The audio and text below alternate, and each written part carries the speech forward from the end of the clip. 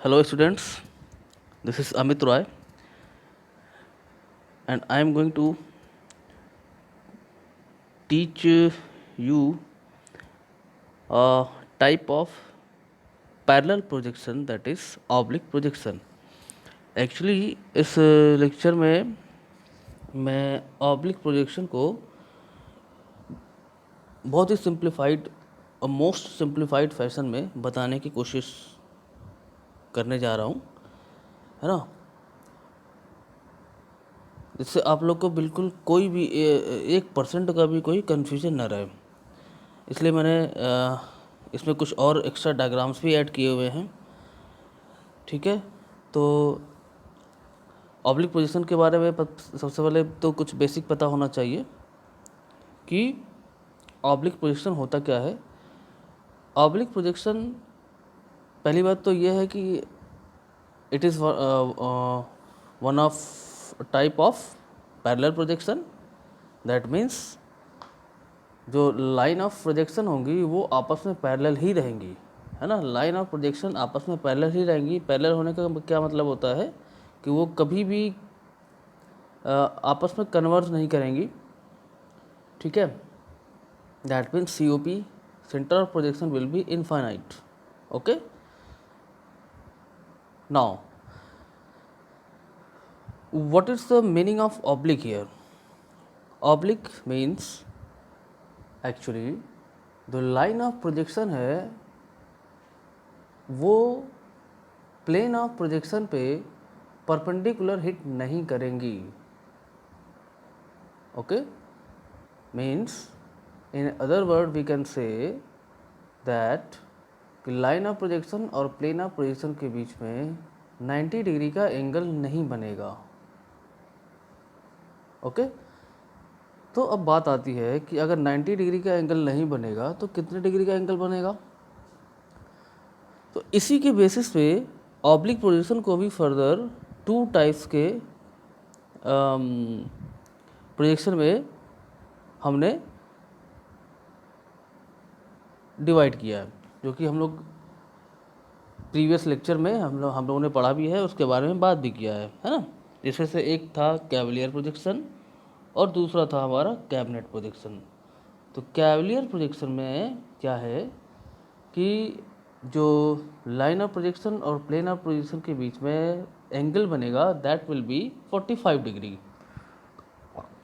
Okay, 45 degree का angle बनेगा line of projection और प्लेन ऑफ प्रोजेक्शन के बीच में। किस टाइप की प्रोजेक्शन में? कैवलियर ऑब्लिक प्रोजेक्शन में। ठीक है, और एक और बात हमने बताई थी, एक टर्म था फॉर शॉर्टनिंग फैक्टर, है ना। फॉर शॉर्टनिंग फैक्टर क्या है? Ratio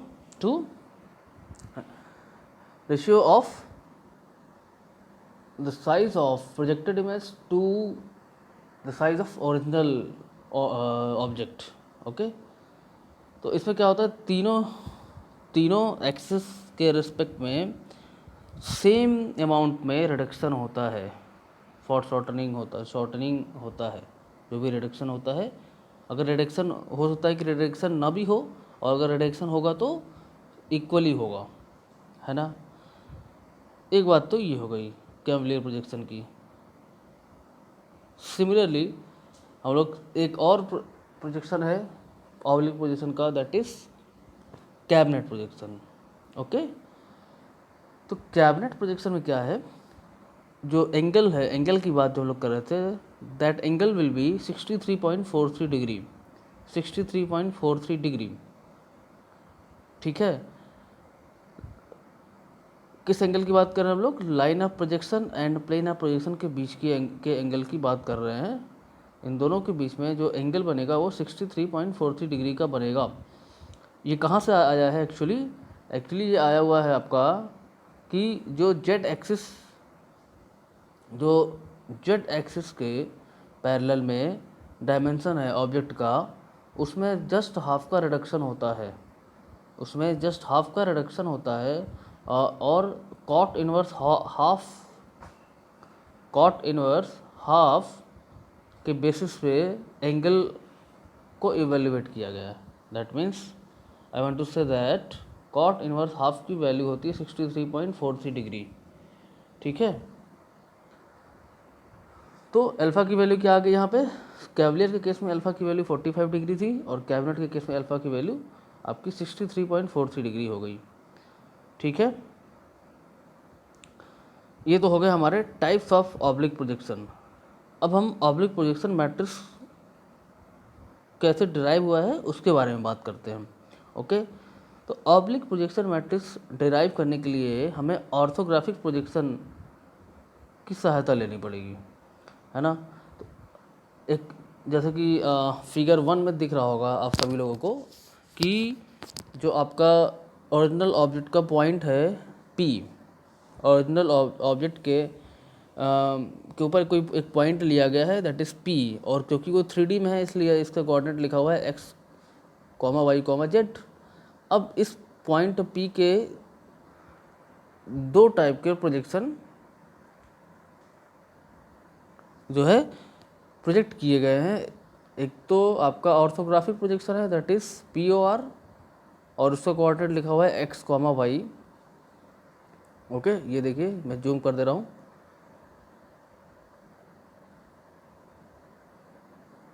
is that clear? And other type of projection is POB that is oblique projection, oblique position of P, और उसके कोऑर्डिनेट को रिप्रेजेंट किया गया है XP, YP पे, है ना। इसमें Z, इन दोनों में Z की वैल्यू नहीं है क्योंकि प्रोजेक्शन XY प्लेन पे की जा रही है। हम ठीक है, हमारा प्लेनर पोजीशन क्या है, XY है, या कह सकते हैं Z=0 प्लेन, Z=0 प्लेन क्या कह लो, या XY प्लेन, बात एक ही है। ठीक है, अब इसमें आपको दिख रहा होगा कि POB और POR दोनों को कनेक्ट किया गया है और उनके बीच के डिस्टेंस को कैपिटल L से रिप्रेजेंट किया गया है, और इस POB POR लाइन का x एक्सिस के साथ थीटा का एंगल बन रहा है। ओके, और P और POB को भी कनेक्ट किया गया है ना। तो POB लाइन और POR POB लाइन के बीच में अल्फ़ा का एंगल बन रहा है। ठीक है, इतनी बात क्लियर हो गई फिगर 1 में। अब हमारा ऑब्जेक्टिव क्या है, मेन इधर लिखा हुआ है we have to find the value of XP and YP। यही हमारा मेन ऑब्जेक्टिव है कि हमें XP और YP की वैल्यू फाइंड करनी है, as XP and YP are the coordinate values of projected point P, i.e. Oblique projected means oblique projected point P के कोऑर्डिनेट हैं, और XP और YP की वैल्यू ही हमको चाहिए। ठीक है, वेरी गुड। अब देखिए भाई आगे XP और YP की वैल्यू कैसे मिले, तो XP मीन्स x डायरेक्शन में वैल्यू क्या है और YP मीन्स y डायरेक्शन में वैल्यू क्या है। तो POR तक तो x डायरेक्शन में वैल्यू हमें पता है x, है ना, और y डायरेक्शन में पता है y। अब उसके आगे की वैल्यू हमें नहीं पता है कि हम x डायरेक्शन में कितना आगे जाएंगे कि XP मिल जाए, एंड y डायरेक्शन में कितना ऊपर जाएं कि हमें YP मिल जाए। तो इसमें ये फिगर 2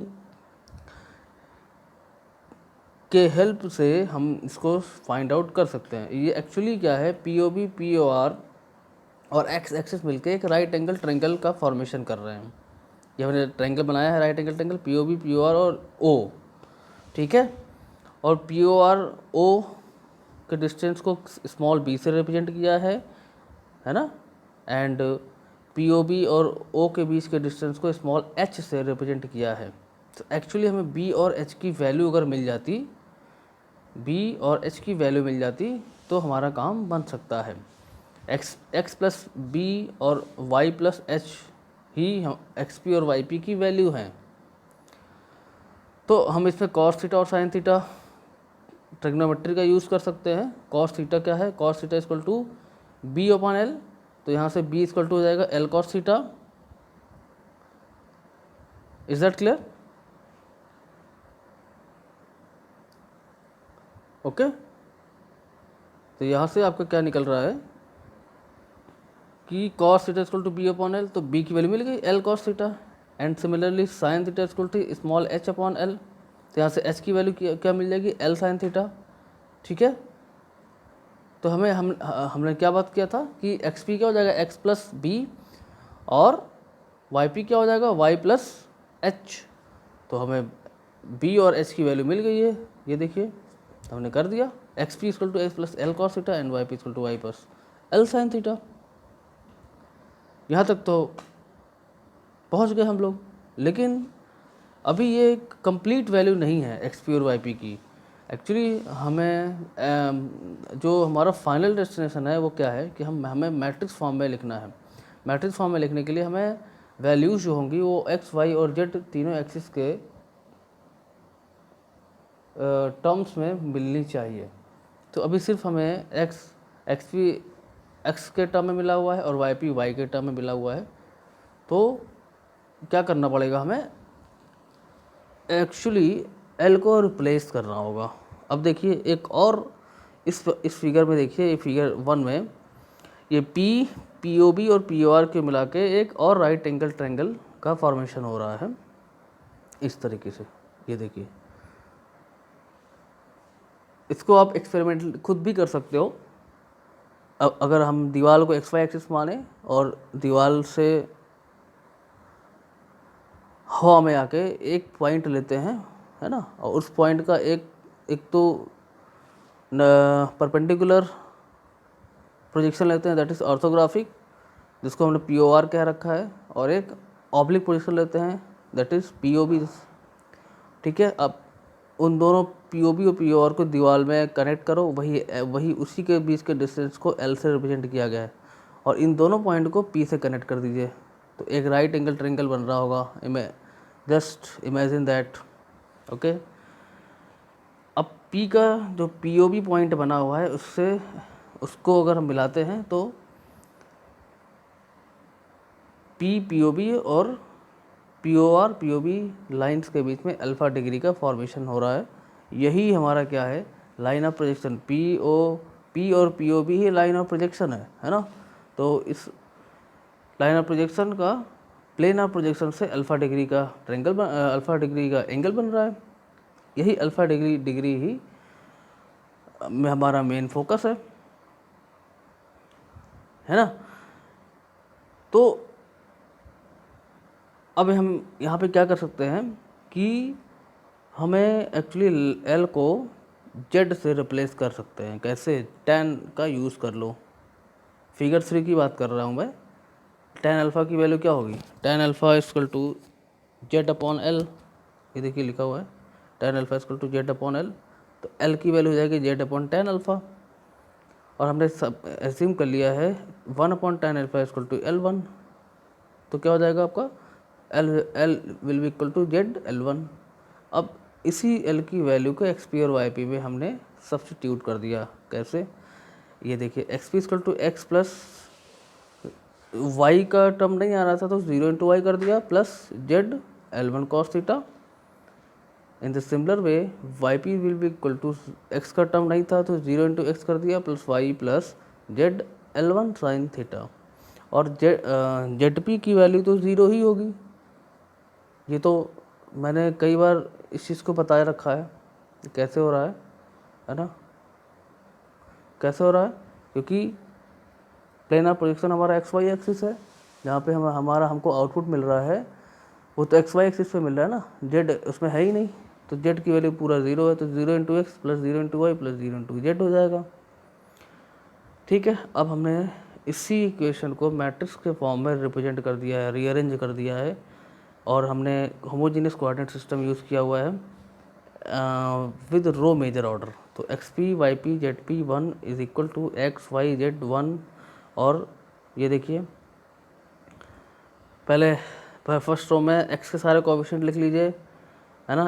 एक्स पी वाले में एक्स का कोएफिशिएंट 1 है, वाई पी वाले में एक्स का कोएफिशिएंट 0 है, जेड पी वाले में एक्स का कोएफिशिएंट 0 है, तो क्या लिख देंगे हम 1 0 0 0। In the similar way y के सारे सेकेंड रो में वाई के सारे कोएफिशिएंट 0 1 0 0 हो जाएगा।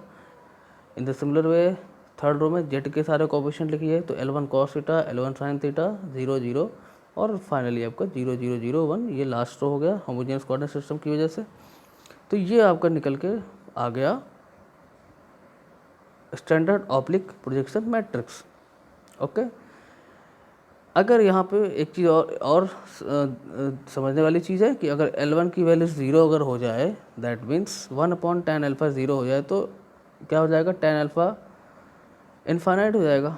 दैट मीन्स अल्फ़ा की वैल्यू 90 डिग्री, क्योंकि tan अल्फ़ा इनफाइनाइट कब होता है, मतलब जब एंगल 90 डिग्री होता है।